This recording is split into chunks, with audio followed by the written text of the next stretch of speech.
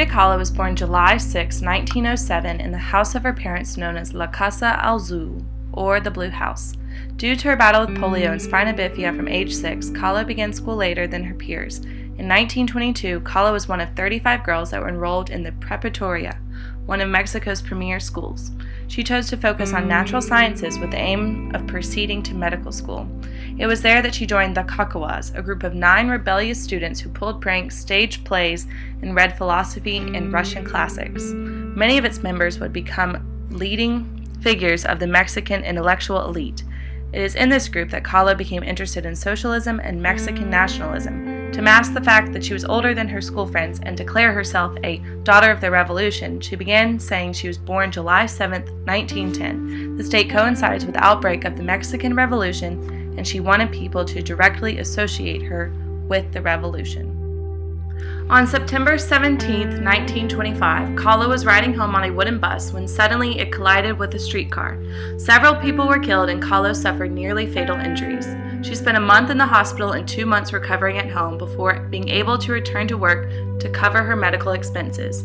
Years later, doctors would discover that the accident had also displaced 3 vertebrae. She was placed in a plaster corset and confined to her bed at home for several months. The accident ended Kahlo's dream of becoming a doctor, and she experienced pain and illness for the rest of her life.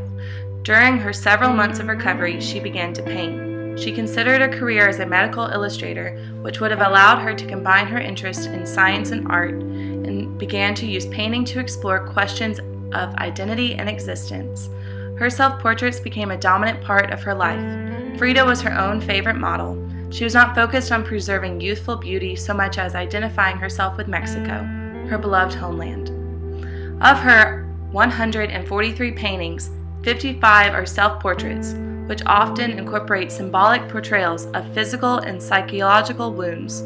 When asked why she painted so many self-portraits, she said, "I paint myself because I am often alone, and I am the subject I know best." Once she was mobile again, she began socializing with her old school friends who were now at universities and involved in student politics. She joined the Mexican Communist Party and was introduced to a circle of political activists and artists.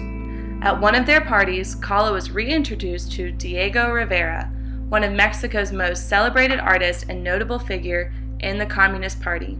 She asked Rivera to judge her paintings to see if they showed enough talent for her to pursue a career as an artist. Rivera recalls being impressed by her works, stating they showed an unusual energy of expression, precise delineation of character, and true severity. They had a fundamental plastic honesty and an artistic personality of their own. Kahlo began a relationship with Rivera despite the fact he was older, had had 2 common-law wives, and was a well-known womanizer. They were married in a civil ceremony on August 21, 1929. Their marriage was described as a marriage between an elephant and a dove. Their marriage was reported by both Mexican and international press and would be subject to constant media attention in the coming years. They would divorce in 1939 but remarry in 1940. Their second marriage was as troubled as the first. Their living quarters were often separate, although sometimes adjacent. Kahlo was highly influenced by indigenous Mexican culture and is well known for wearing indigenous Mexican peasant clothing that emphasized her ancestry. These outfits allowed Kahlo to express her feminist and anti-colonialist ideals, hide her damaged body, and appeal to Rivera. Kahlo's identification with Mexican people and her profound interest in its culture were to remain important facets of her art throughout the rest of her life. Her work is celebrated internationally as a symbol of Mexican national and indigenous traditions. Feminists applaud her work for its uncompromising depiction of female experience and form.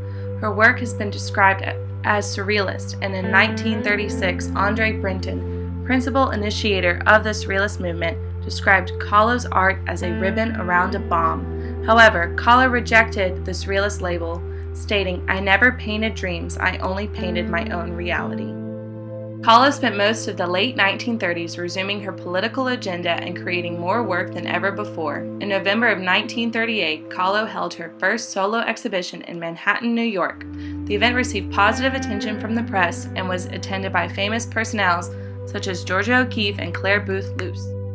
Kahlo then sailed to Paris to hold yet another exhibition, but many museums refused to show most of her work because they considered it too shocking for audiences. Regardless, the Louvre purchased the frame, making her the first Mexican artist to be featured in their collection. Other Parisian artists such as Pablo Picasso, as well as the fashion world, warmly received Kahlo. Designer Elsa Schiaparelli designed a dress inspired by Kahlo, and Vogue Paris featured her on its pages. In 1953, during her first solo exhibition in Mexico, the only one to be held in her native country during her lifetime, a local critic wrote, "It is impossible to separate the life and work of this extraordinary person. Her paintings are her biography." Frida Kahlo passed away on July 13, 1954. Family, friends, and hundreds of admirers gathered to pay their respects to Kahlo's body as it laid under a communist flag. In accordance with her wishes, Kahlo was cremated. Legend has it when mourners gathered to watch Frida's cremation, a sudden blast of the heat from the open incinerator doors blew her body bolt upright. Her hair was on fire from the flames and blazed around her head like a halo. Frida's lips appeared to break into a seductive grin just as the doors closed shut. Kahlo has been described as one of history's greatest divas. Once Rivera passed away in 1957, he bequeathed La Casa Azul to the people of Mexico, and it was opened as a museum in 1958. Kahlo's ashes are displayed there in a pre-Columbian urn. Her work now travels the world in exhibitions, and Kahlo holds the record for highest price ever paid for a Latin American work of art, and second highest amount for a work created by a female artist.